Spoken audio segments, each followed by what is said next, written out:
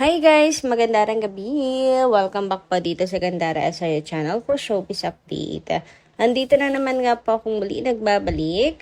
Ang nagmamaganda ninyo kachismosang Kim Pao, wala na nga pong iba. Ang lokaret na si Gandara SRO upang magatid po sa inyo ng latest update and fresh happenings patungkol kina Kim Chiu and Paolo Avellino.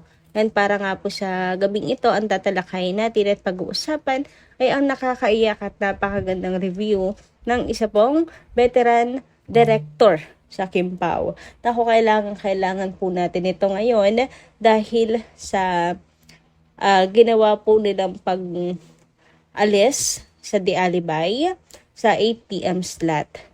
Ayan, meron po tayong kakampi na isang veteran director. Pero bago po tayo magsimula sa mga di pa nakaka-subscribe sa ating channel, maaari lamang na pindutin po ninyo ang subscribe button at notification bell natin na nariyan sa baba upang kayo po maging updated at ma-notify tuwing may bago tayong chika at balita hinggil sa Kim Pao. Basta mga balita na may kinalaman kina Kim Chiu and Paolo Avellino, sagot na nga po natin yan.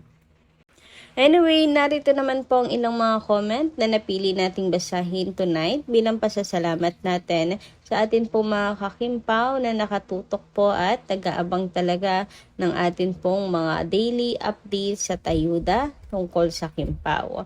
So, para mabigyan na rin po natin ng tinig ang kanila pong mga opinion regarding sa mga nangyayari ngayon kina Kim and Paolo bilang fan. So, ang first commenter natin ngayong gabi ay si Lot and Home Hunter. Sabi niya, Miss Gandara, kagagawan din naman ni Paolo para magtampo ang mga fans ng Kim Pao. Dahil palagi niya nalang ginagawa niya kay Kimi na iba-ibang babae ang partner niya. So, nasasaktan ang mga fans. Sana bago gawin ni Paolo, mag-isip naman siya ng 10 times lang. Hindi ba masasaktan si Kim? May nabasa talaga ako na gusto talaga ni Paolo na makapartner niya si Nadine na yan. Para sa akin, dapat lang na hindi na natin panoorin tambalang Paolo at Nadine kasi lahat ng Kim Pao fans para lang tayo sa Kim Pao. Huwag natin iwan si Kim, iwanan man siya ni Paolo. Ang suporta natin kay Kim lang. Walang iwanan para kay Kimi. Siguro naman, alam nating lahat na may sinabi yan si Paolo na ang ahas daw, nagpapalit man ng balat ay ahas pa rin.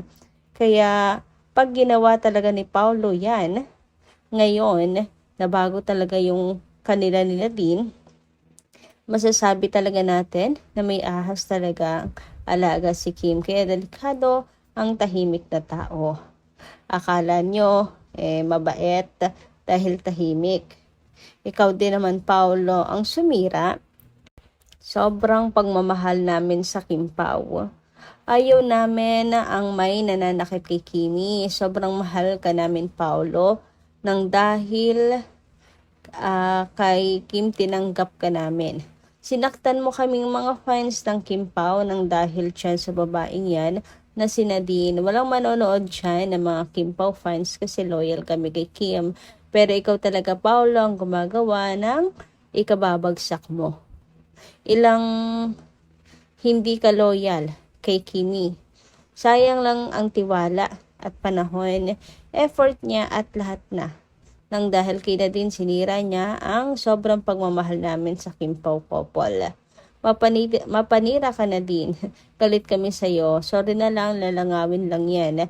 Wala ka namang ganda. Hindi ka bagay kay Paolo. Kim Pao forever. Nagigets ko na po ang inyong gigil. Pero simple lang naman po yan, Miss Lot and Home Hunter. Wag po ninyong panoorin kung hindi nyo po gusto at stress lang ang dulot ng project na to ni Paolo Avellino. Pero tama kayo na wag po nating hayaan na mawala ang Kim Pao. Pero it doesn't mean naman na iniwan ni Paolo at pinabayaan, niloko niya si Kim just because may project po siya with Nadine. Work lang po yun at tinatapos lang yung project dahil from 2020, nakapag-taping na po sila noong 2020 daw. nahinto lang because of pandemic. Hanggang sa natapos at lahat-lahat ang kontrata ni Paulo. Kaya ngayon na lang tinatapos para walang demandahan na mangyari. Anyway, ayun na nga mga kakipi. Sana after this, hindi na pumasundan at focus na lang sa Kimpaw at huwag nilang pababayaan ang Kimpaw. Kasi once na wala ng Kimpaw, hindi na nasundan ang Kimpaw after ng project ni Paulo at Nadine, ang hatred po talaga mapupunta kay Nadine kasi iisipin ng mga fans na dahil kay Nadine kaya nawala na ang Kimpaw. Kaya wag nilang subukan na mangyari yon o gawin yon wag na hindi na pasusundan ng project nila Kim and Paolo. Kasi nga, nakagawa na ng project si Pao with other artists. So, sino ang sasalo ng blame? 'Di ba? Kawawa din si Nadine pag nagkataon, kaya dapat pag-isipan po nila yan ng mabuti. Dapat maging matalino po sila sa ganyang bagay. Anyway, sabi naman ni Ma'am Vivian Carai, gayaan mo na sila Kim. Bashers sila. Inggit sila sa'yo dahil dami kang blessings na parating. Accept mo yung mga projects to save pa more for your future, then settle down soon. If Paolo will stand by your side, we love you so much. Just Team Panatag kami. The Alibay is still on top. Ewan ko lang kung kumita yan kay Gerald na yan. Boycott. The Alibay, daming ads pa. Paldo, at totoo lang, A-lister si Kim. Ganun lang. Matatalino kami. Power. Ayan. Ma'am Vivian Caraig, napaka positive na inyong comment. Team Panatag lang po. And yes, kayod lang ng kayod, Kim, para sa iyong future. And kung sino man ang maging endgame, happy kami for you. Pero syempre, di ba, ang aming dalangin na, ayan, di po magbabago na sana Kim Pao po ang tunay na nakatadhana. Pag ready na mag-settle down ay si Pao, sana yon maghihintay sa kanya sa harap ng altar. Hoy, grabe, 'di ba? Anyway, move on po tayo sa The Alibay. Wala na tayong magagawa doon. Talagang ano na lang po mga kakipi. Pagsuporta na lang ang atin pong magagawa para patunayan sa management na nagkamali sila. Anyway, dumako naman po tayo ngayon sa comment po ni Miss Lorna Lee. Magandang gabi, Miss Lorna, and shout out po sa iyo. Yes, mahirap pag politician, gagamitin lang si Kim. Wala ring karapatan ang mga fans na mag-decide sa personal na life ni Kim at Paulo. Ayan.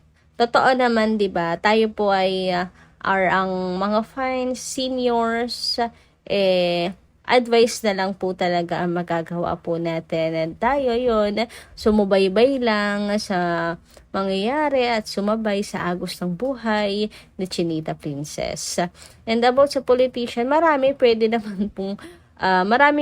kay Kim. Ayaw ko lang talaga sa politician. Mahirap kasi po talaga. And bukod sa mahirap kasi kakalat ka rin lang ang pangalan ni Kim sa dirt. Alam niyo yun, madadami sa bashing, baka po gamitin lang din talaga ang kasikatan ni Chinita Princess sa politika. 'Di ba? Nag-iingat lang din po tayo bilang fan at nagmamahal kay Kimi. Anyway, dumako naman po tayo dito sa isang veteran director na nagbigay po ng kanyang review sa The Alibay sa husay nila Kim and Paulo. Ayan, and eto nga po yun, nakakaiyak yung kanyang sinabi kasi totoo naman na napakahusay nila Kim and Paul at binuhos nila lahat dito sa The Alibay. Nakakaiyak talaga kasi parang may kakampi tayo, ganun. Lalo na sa part na to, yung sinabi niya na ngunit sobrang husay ni na Kim Chiu and Paolo Avellino. Naluluha ako sa klase ng acting nila. Pusong umiiral sa bawat eksena nila. Arteng banayad at walang mga sigaw-sigaw. Sincere performances from Kim and Paolo. Ang galing ni Kim Chiu na magpokpok-pokpokan. O 'di ba, mula po sa isang direktor ang napakagandang komento na 'yan at believe sa acting skills nila Kim and Paolo. Hindi kasi sila exaggerated, hindi po OA yung acting nila Kim and Paolo. Totoong-totoo po talaga at mararamdaman mo 'yon. Anyway, eto nga po yung buong comment niya o reviews niya sa The Alibay, si Derek Ronaldo C. Carvalho. Sabi niya, ubod ng husay sina Kim Chiu and Paolo Avellino sa teleseryeng The Alibay. Sa The Alibay ng ABS-CBN na first time ko napanood ever, na kung ilang weeks na yata ito sa ere, nakita ko na agad ang buong plot ng kwento. Gano'n naman ang mga teleserye sa Pilipinas. Kahit isang taon mong di mapanood, hindi ka mawawala dahil hindi naman umuusad ang kwento. Wala kang mamimiss. Very predictable din ang mga eksena at characters. Natulad ko na nga na kahit ngayon ko palang napanood ng The Alibay, wala naman akong na-miss at buong buo ang isip ko ngayon kung ano ang tatakbuhin ng kwento. Ngunit sobrang husay ni Kim Chiu and Paolo Avellino. Naluluho ako sa klase ng acting nila. Puso ang umiiral sa bawat eksena nila. Arteng banayad at walang mga sigaw-sigaw. Sincere performances from Kim and Paolo. Ang galing ni Kim Chiu na magpokpok-pokpokan. Si Paolo naman bilang ampon, left out na anak sa mayaman na pamilya, may asawang drug dependent, which is si Sophie Andres, na kumabit pa sa kanyang drug supplier, na best friend ni Paolo, si Samuel V.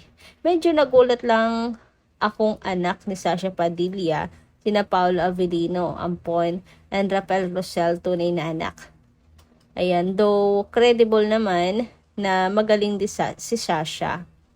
After The Alibay, paglipat ko sa GMA7 na Never Say Die, naghi-hysterical na naman si Gina Alahar on top her voice. Rich mother naman siya ni Ayan Laurel. Parang magka-age lang naman si Gina Alahar at Ayan Laurel, bagamat pinaputi ang buhok ni Gina.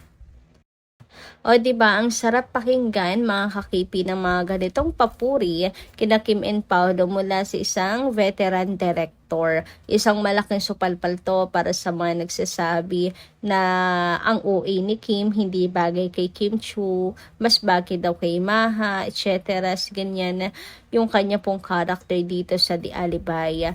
So, from isang veteran director na pinupuri ang acting skills nila Kim and Paolo, talagang masasabi mo na at matuturing na pagtatanggol ito kina Kim and Paolo at syempre sa istorya na The Alibay. Sabi kasi nila, hindi daw maganda kaya flop at sinipa agad sa 8:45 PM.